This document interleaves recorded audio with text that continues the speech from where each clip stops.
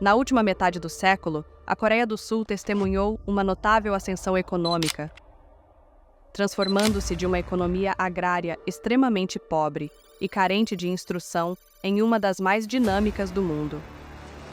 Como essa nação conseguiu se tornar um dos protagonistas do capitalismo global? Quais são os desafios enfrentados pela Coreia do Sul devido à chamada bolha econômica? Embora tenha ganhado fama pelo seu milagre econômico, será que a economia sul-coreana ainda permanece saudável nos dias de hoje? Essas são algumas das questões que revelam os segredos por trás da bolha econômica da Coreia do Sul.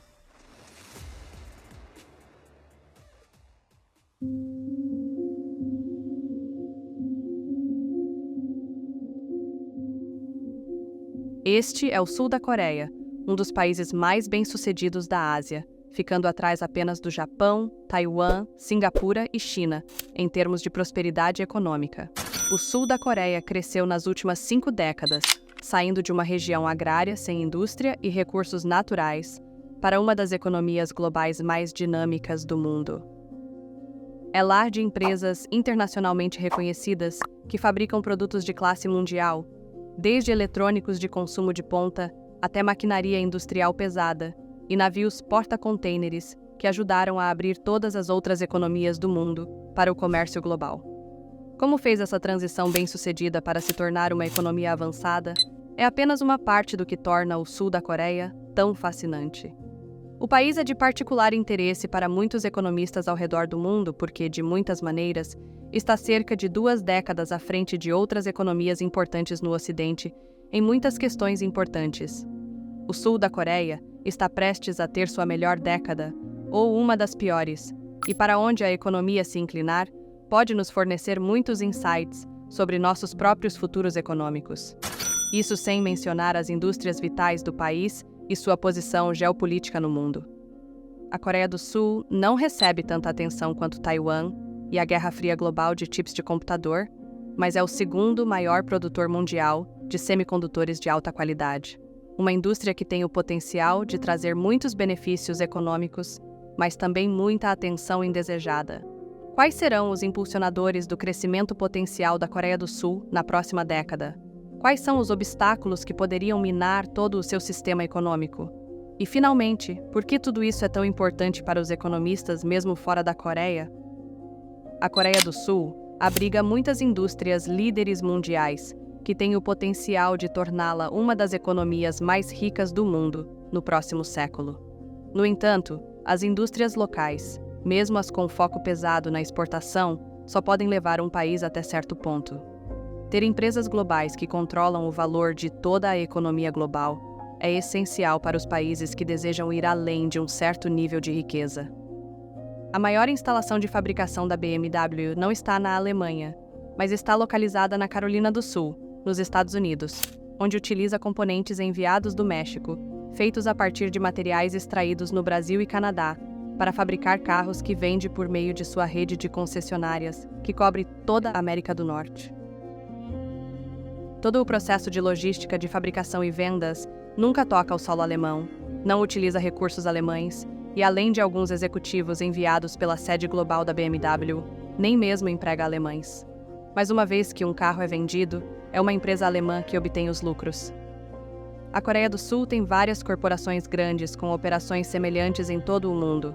Samsung, Hyundai, LG, Kia e Daewoo vendem produtos mundialmente conhecidos, com muitas de suas operações ocorrendo fora da Coreia do Sul.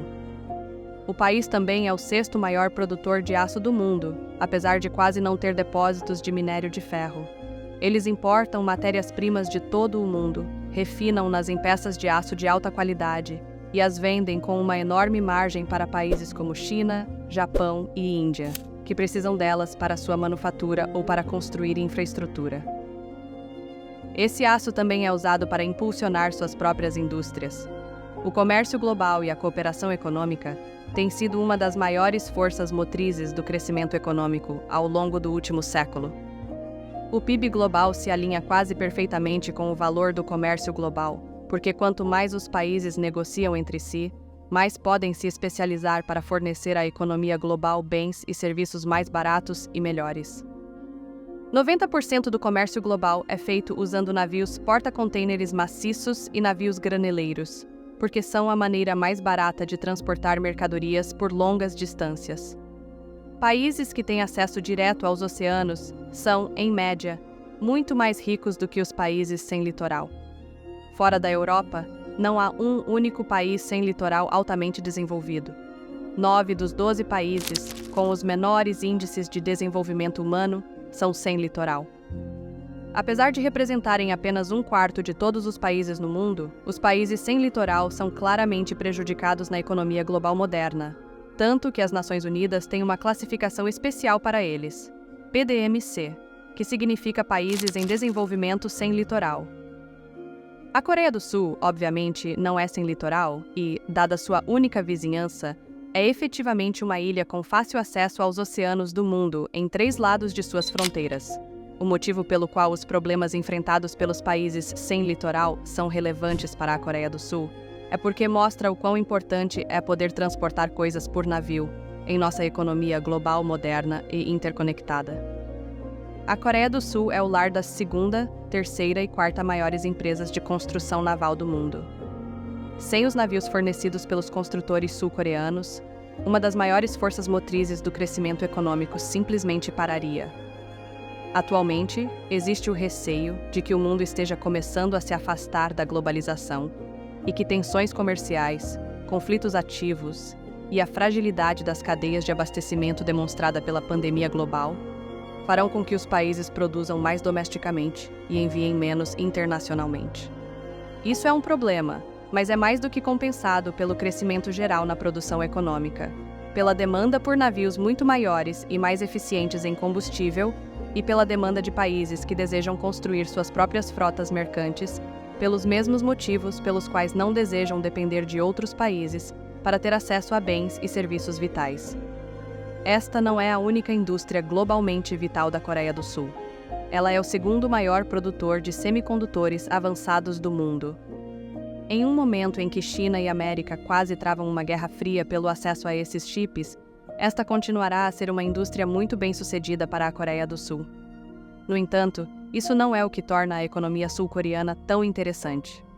Apesar de todos os benefícios econômicos que essas indústrias proporcionam ao país, a Coreia do Sul também está experimentando algo que poderia potencialmente impulsionar sua economia, mais do que qualquer estaleiro, empresa de carros global ou fábrica de semicondutores poderia fazer: o surgimento da cultura pop sul-coreana em todo o mundo. Bandas sul-coreanas, cuidados com a pele sul-coreanos, filmes e programas de televisão sul-coreanos, moda sul-coreana, feriados sul-coreanos e até mesmo cirurgias plásticas sul-coreanas tornaram-se produtos altamente demandados em todo o mundo. O exemplo da Alemanha e da BMW que mencionei no início deste vídeo não foi por acaso. Eles foram capazes de ganhar dinheiro administrando um negócio que operava inteiramente no exterior, mas as marcas alemãs têm uma grande vantagem quando fazem isso. Quando pensamos em carros alemães, pensamos em engenharia de qualidade, acabamento de luxo, tecnologia de ponta e um status acima dos carros econômicos de outros países. A realidade é que a maioria dos BMWs vendidos hoje em dia é construída com padrões de carros econômicos e é menos confiável e possui menos recursos do que ofertas similares do Japão ou, na verdade, da Coreia do Sul. No entanto, as pessoas ainda estão dispostas a pagar um prêmio por seus carros.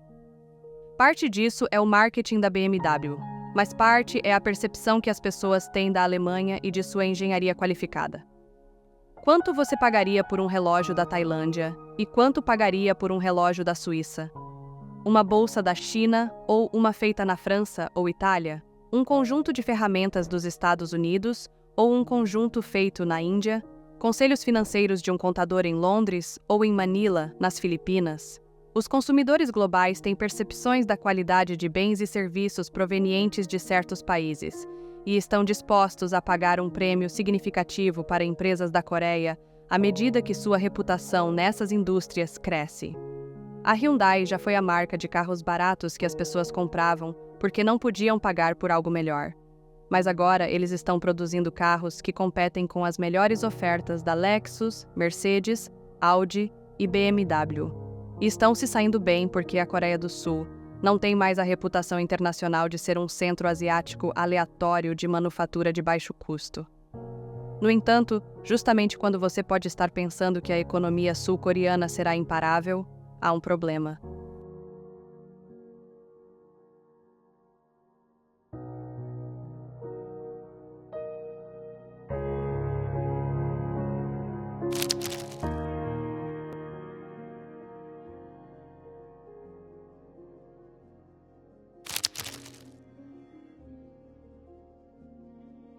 Muitos idosos precisam de cuidados em tempo integral sem contribuir economicamente para a produção.